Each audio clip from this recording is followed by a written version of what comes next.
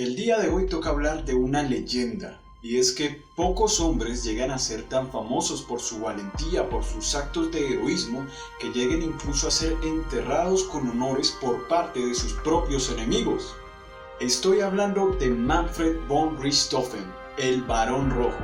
Si quieres saber cómo un hombre puede llegar a ser tan admirado, incluso por aquellos que lo querían matar, quédate que acá te lo cuento y te prometo que no tiene desperdicio. Muchos hemos escuchado este nombre alguna vez, el Barón Rojo, y muchos recordaremos inmediatamente este avión, triplano rojo con cruces negras. Otros tal vez más jóvenes lo hayan escuchado en el nombre de alguna banda, alguna canción o incluso una barra de fútbol, el América de Cali. O tal vez los más pequeños ni siquiera sepan quién fue este señor. Pues Manfred von Richthofen fue el piloto de combate alemán en la Primera Guerra Mundial que alcanzó la proeza de derribar 80 aviones enemigos durante toda su carrera, cuando recién en esos tiempos se les había ocurrido montar una ametralladora a un avión. Estamos hablando de los tiempos en que recién comenzaba la aviación, con aviones hechos de madera y tela. La cosa era tan bestia que literalmente podían gritarse de cabina a cabina. Literalmente, si estuvieras montado en uno de esos aviones, podrías ver los ojos de tu enemigo y derribarlo con un arma de mano. El escenario era la Primera Guerra Mundial, el primer gran conflicto bélico que utilizó todas las invenciones posibles de la Revolución Industrial. Por tanto, fue el primer conflicto bélico industrializado, y la palabra industrial lleva implícito efectividad y eficiencia, tanto que llegó a apagar la vida de más de 18 millones de personas. Más grande de lo que el mundo había visto hasta entonces. Fue tan brutal que a día de hoy, más de 100 años después, aún las marcas de la guerra están como cicatrices en la tierra. Ahí empezó Manfred, más exactamente en el primer regimiento de caballería de los Uhlans, siendo un joven intrépido, amante de los caballos, los deportes y en general la aventura. Pero con la llegada de la guerra de trincheras, las caballerías perdieron su antiguo rol de reconocimiento y el nuevo trabajo era cavar trincheras y tratar de dispararse con los franceses de un lado al otro, algo que hizo que el joven Manfred se sintiera muy aburrido y cuenta la leyenda que le escribió a sus superiores: «Excelencia, no vine a la guerra a buscar queso y huevos». Así, a finales de mayo de 1915 se cumplió uno de sus grandes deseos: unirse al servicio de vuelo alemán. Unos días después, Manfred ya estaba volando, pero aún no como piloto, sino como observador. Pero ahí fue donde se enganchó a volar y quería estar volando día y noche. Luego de un corto tiempo, pero de muchas experiencias en el aire, llegó a conocer al as de ases alemán, Oswald Bockle, el verdadero padre del combate aéreo, y él le preguntó cómo hacía para ser tan bueno. A lo que le respondió: «Solo me mantengo cerca de mis hombres, apunto bien y desde luego ellos caen». Manfred lo admiraba y para mediados de 1915 tendría la oportunidad de hacer su curso de piloto. Así, luego de 25 lecciones de vuelo, pudo volar solo por primera vez para a finales de ese año por fin pasar su examen y comenzar su carrera como piloto. Desde aquí y prácticamente todos los días, Manfred empezaría a desarrollar su técnica y estrategia de combate, que consistía en acercarse a una distancia de unos 50 metros del enemigo y disparar ráfagas cortas. Algo más fácil de decir que de hacer, y con ello tendría cientos de encuentros cercanos con la muerte. Luego, un buen día, estando en el frente ruso, volvió a encontrarse con el as Bockle, quien lo invitó para convertirse en su pupilo y llevárselo al frente del Somme. Un deseo más se le cumplía al joven Manfred, y según él mismo describiría, desde aquí empezaría el mejor momento de su vida. Y es que ahora estaría en el Hasta 2 del capitán Bockle, que les exigía haber derribado una máquina para el desayuno. Allí, en septiembre de 1916, derribaría a su primer inglés al posicionarse muy cerca y disparar una corta ráfaga que destruyó el motor y detuvo su hélice, provocándole heridas mortales al piloto y su observador. Cuando aterrizó para revisar, efectivamente los dos hombres habían fallecido. Sin embargo, Manfred honró la muerte de su adversario poniendo una piedra en su tumba. Desde entonces, el escuadrón de Bockle sería temido por los ingleses. Y para enero de 1917, Manfred ya tenía 16 victorias. Ese mismo mes le otorgaron la condecoración Ordre pour le Mérite, siendo el primero que la recibía con 16 victorias, ya que antes la daban con 8. Para ese momento, su mentor Bockle había fallecido en un trágico choque en el aire, pero siempre sería recordado como un héroe militar y por las reglas, los mandamientos que dejó para el combate aéreo, que de paso si les interesa podemos revisar en otro video. Manfred pasaría a comandar su propio escuadrón de caza, el famoso Hasta 11, al cual también se uniría su hermano Lothar, y que para finales de marzo de ese año ya contaban con 36 victorias en total. Así la reputación de Manfred y del Hasta 11 comenzó a hacerse notoria, y aún más cuando él decidió pintar su avión completamente de rojo. De hecho, todos los integrantes de su escuadrón decidieron pintar sus aviones de diferentes y llamativos colores, por lo que se ganaron el apodo de el circo volante de von Richthofen. No solo era famoso por eso, se sabe que escogía a los hombres más jóvenes con cierta experiencia en vuelo, pero con ganas de aprender. Tenía una disciplina férrea, con lo que sus hombres y sus máquinas estaban listos para el despegue tan pronto amanecía. Si un hombre no se adaptaba al grupo, era transferido inmediatamente a otra unidad. Su visión era que el escuadrón se encargaba de proteger a los hombres en tierra que estaban metidos en las trincheras de otros aviones que los intentaban molestar. Además, era un hombre prudente. Él mismo decía que el factor decisivo en el combate no estaba en hacer trucos en el aire, sino en la habilidad personal y la energía del piloto. Cualquiera puede hacer piruetas y trucos, pero aún así no derribar ningún avión. Siguiendo esta lógica, él era partidario de salir del combate cuando las cosas se ponían muy pesadas. Él era de la doctrina, más vale un piloto vivo que un héroe muerto, por lo que se sabe que siempre sopesaba la situación y actuaba acorde a ella. Tomaba pocos riesgos y cometía pocos errores.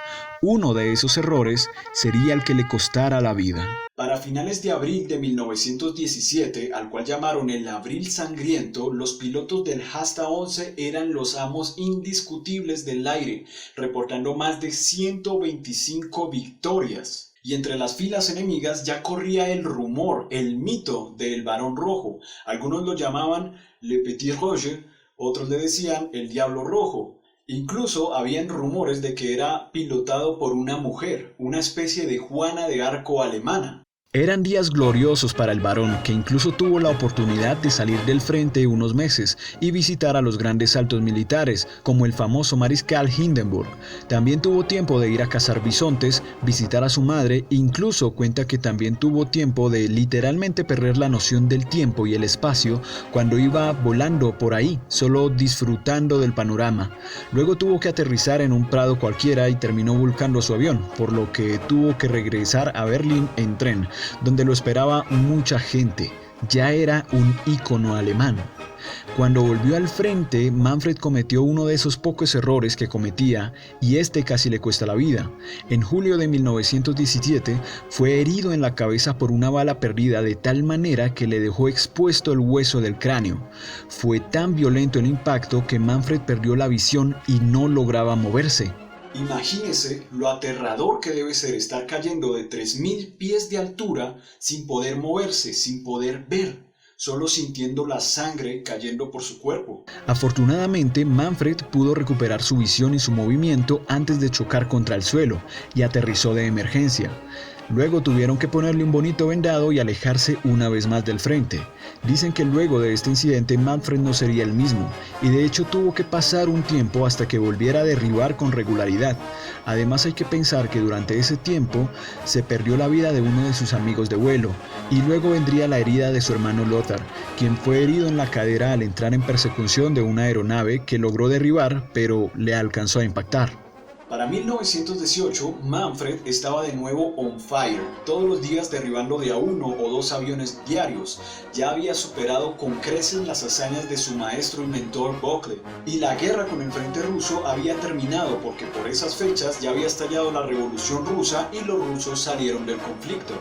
Para el varón las cosas iban bien, y ya pensaba en retirarse. Incluso su madre, con esa sensación de toda madre, había pedido a los altos mandos que su hijo fuera transferido para Berlín, que lo sacaran del frente. Los altos mandos le habían enviado a su madre un mensaje de felicitaciones porque entre él y su hermano ya sumaban más de 100 victorias. Así llegó el día en el que cometería su último gran error.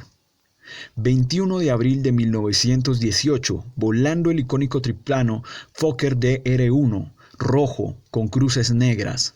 Manfred ya tenía permiso para dejar una vez más el frente y ya tenía 80 victorias en la bolsa, un número sin precedentes. Nadie estaba ni cerca de él. Sin embargo, puede que él pensara que sería más épico retirarse con 100 victorias y la mañana del 21 de abril iría por la victoria que creía iba a ser su número 81. Ese día en especial ya habían tenido una escaramuza donde se dio cuenta de que una de sus ametralladoras no estaba funcionando bien. Sin embargo, siguió volando. Luego se encontró con el grupo de británicos donde un avión de 2 plazas volado por el capitán canadiense Roy Brown sería su presa y comenzó a perseguirlos. Se enfocó tanto en ese avión que los persiguió volando a muy baja altitud a lo largo del río Somme. Se dice que alcanzaban a tocar las ruedas en el agua, algo que el varón nunca hacía.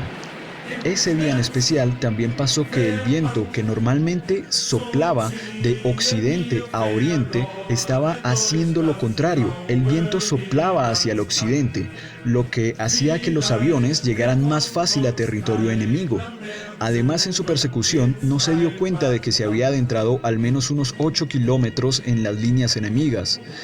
En esta zona habían también baterías antiaéreas del ejército australiano que fueron avisadas de la persecución que había en rumbo y enfilaron sus cañones hacia el avión rojo.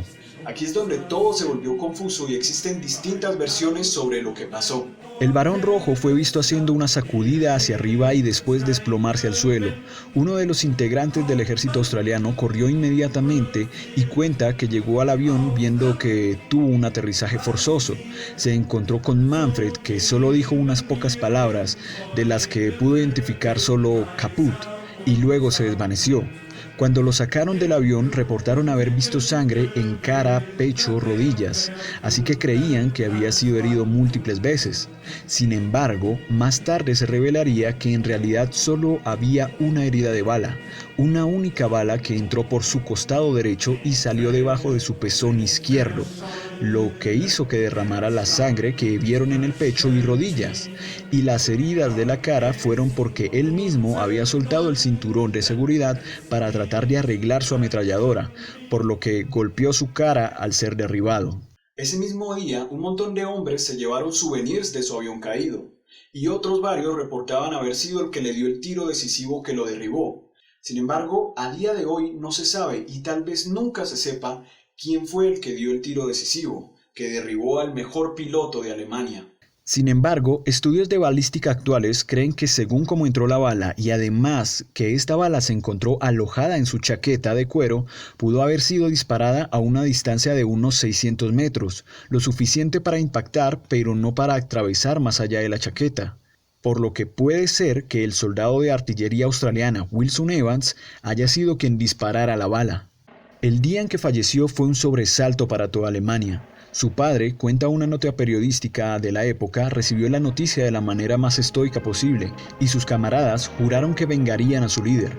Sin embargo, sus propios enemigos lo enterraron con todos los honores y hasta pusieron inscripciones que decían: a nuestro enemigo galante y digno, y en su epitafio podía leerse: aquí yace un valiente, un noble adversario y un verdadero hombre de honor, que descanse en paz. Un digno adversario.